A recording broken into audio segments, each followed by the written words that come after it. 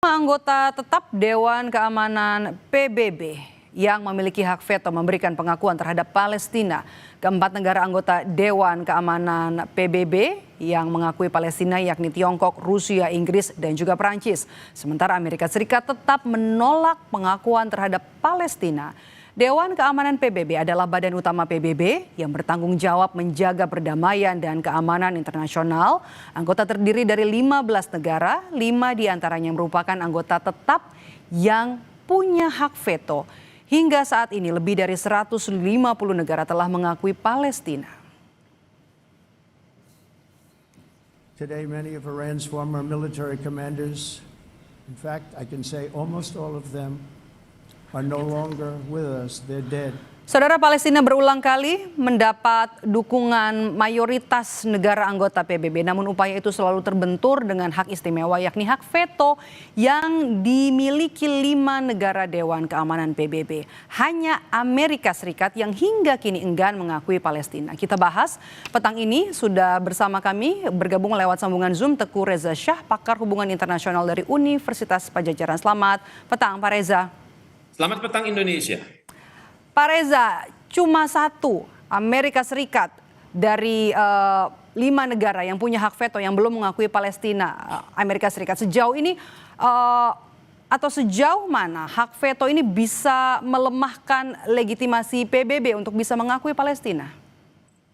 Sejak tahun 45 PBB itu memiliki United Nations Security Council ya. 5 negara ada di dalam sana. Amerika Serikat, Inggris, Perancis, Rusia, dan China.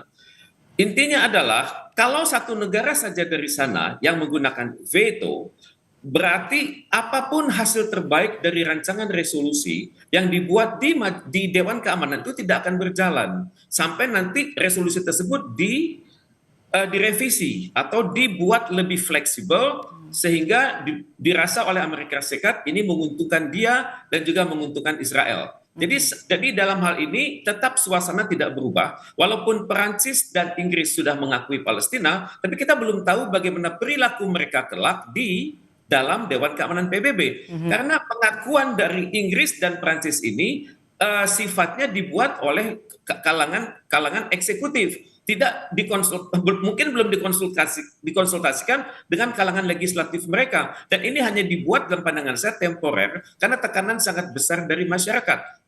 Ya, di mana ada kekhawatiran bagi pemerintah Inggris dan Prancis kalau mereka tidak mengikuti angin perubahan maka akan sangat berbahaya pada mereka dalam jangka pendek, menengah maupun panjang. Jadi kita harus ingat, perhatikan baik-baik bahwa pengakuan dari Inggris Prancis itu belum tentu ajak. Ada kemungkinan masih berubah. Tapi pada saat yang sama, kita juga harus hendaknya mengambil manfaat bahwa ini adalah kekuatan psikologis bagi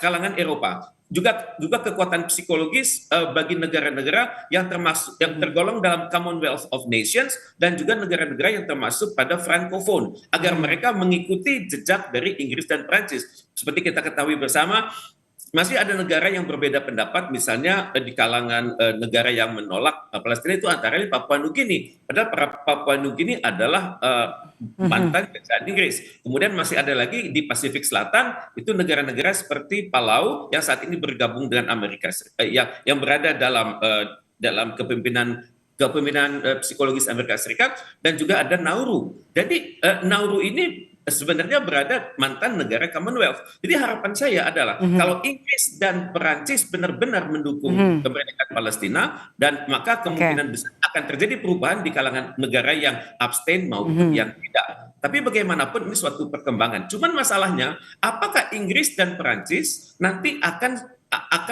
bersama China dan Rusia? Ini belum tentu, belum ada tradisinya selama ini. Jadi untuk itu ya, kita harus masih menduga-duga nanti apakah mereka akan menggunakan veto. Karena selama ini veto dari Inggris dan Prancis tidak pernah terdengar. Mereka sudah sangat terwakili oleh veto dari Amerika Serikat. Oke, sekarang kan sorotan kita pada hak veto yang dimiliki oleh anggota tetap begitu ya. Apakah kemudian hak veto ini bisa Anda lihat mencerminkan demokrasi global atau justru hanya dominasi negara besar? Tepat sekali. Karena itulah hendaknya PBB yang sudah berusia 80 tahun ini diperkuat. Mungkin ahli-ahli menyebutnya direformasi. Dan untuk itu ini adalah pengalaman atau latihan intelektual yang harus segera dilakukan di majelis umum. Karena kita melihat sama-sama 5 hak veto ini yang digunakan secara serampangan oleh Amerika Serikat senantiasa menolak pemikiran-pemikiran terbaik di dalam yang diajukan ke dalam Dewan Keamanan PBB itu sendiri. Jadi seringkali veto itu dipermainkan, dianggap dipermainkan kalau misalnya menghadapi negara-negara Timur Tengah, misalnya melakukan pemboman di Syria, melakukan pemboman atau koalisi NATO di kawasan Timur Tengah. Kalau ini yang terjadi, maka Amerika Serikat akan memudahkan resolusi tersebut dan Cina dan Rusia biasanya tidak dapat berbuat apa-apa. Jadi untuk itu perlu sekali direformasi Dewan Keamanan PBB ini. Oke, Pak Reza, veto Amerika Serikat jadi penghalang pengakuan Palestina, apa yang kemudian bisa dilakukan oleh negara-negara di dunia? Pak Prabowo sebenarnya sudah memberikan suatu angin segar ya, tapi beliau tidak mengatakan hal ini. Sebenarnya PBB ini harus direvisi karena kita saat ini sudah memiliki 10 elected members atau I10 berasal dari berbagai belahan bumi. Cuman anggota tidak tetap ini berputar setiap 2 tahun. 2 tahun ini mungkin negara Jepang, kemudian 2 tahun ke depan mungkin negara lain. Jadi misalnya tahun ini Denmark berada di situ, tapi 2 tahun lagi Denmark sudah tidak ada lagi. Jadi yang perlu dipikirkan ini adalah latihan intelektual bagi pemerintah di dunia termasuk Indonesia untuk memikirkan PBB ini sudah 80 tahun, sudah tua, sedangkan isu-isu global sudah semakin menantang, kemudian juga bahaya penggunaan nuklir itu sangat besar, dan juga potensi konflik di Israel dengan negara sekelilingnya itu masih ada terus. Kita hendaknya memikirkan mekanisme, misalnya penambahan anggota tetap sebanyak 5 ataupun 10. Tentunya untuk sementara waktu 5 tahun pertama kualitas veto mereka adalah setengah daripada harga veto dari anggota lama. Ini salah satu cara. Oke, Pak Reza, penggunaan hak veto dalam isu Palestina ini Anda melihatnya murni kepentingan geopolitik atau ada hal lain, mengingatkan Amerika Serikat ini kan sekutunya Israel, paling dekat dengan Israel? Tepat sekali. Amerika Serikat memiliki koalisi yang luar biasa dengan Israel. Di sana di Amerika Serikat kekuatan lobby dari kalangan Israel itu luar biasa. Ada lembaga di sana namanya AIPAC, American Israel Public Affairs Committee. Lembaga inilah yang sangat memperhatikan karir para tokoh-tokoh politik Amerika Serikat dan biasanya mereka berhutang budi kepada kalangan lobby Yahudi ini. Kemudian lobby Yahudi juga sangat populer, sangat kuat di kalangan media massa, entah itu cetak maupun elektronik. Juga banyak kelompok-kelompok lobby yang berada di berbagai level pemerintahan Amerika Serikat, sehingga keputusan Amerika Serikat biasanya cenderung mendukung Yahudi. Jadi dalam hal ini Amerika Serikat tidak pernah mengkritik ide Israel yang bernama Greater Israel. Ini tidak pernah dikritik. Kemudian juga pada saat yang sama, Inggris dan Perancis, walaupun mereka mengatakan mendukung Palestina, tidak memiliki aturan yang jelas apa yang akan mereka dukung. Misalnya, apakah mereka memikirkan bahwa persyaratan sebuah negara modern itu adalah memiliki perbatasan yang jelas? Ini Inggris dan Perancis tidak pernah memikirkan ini.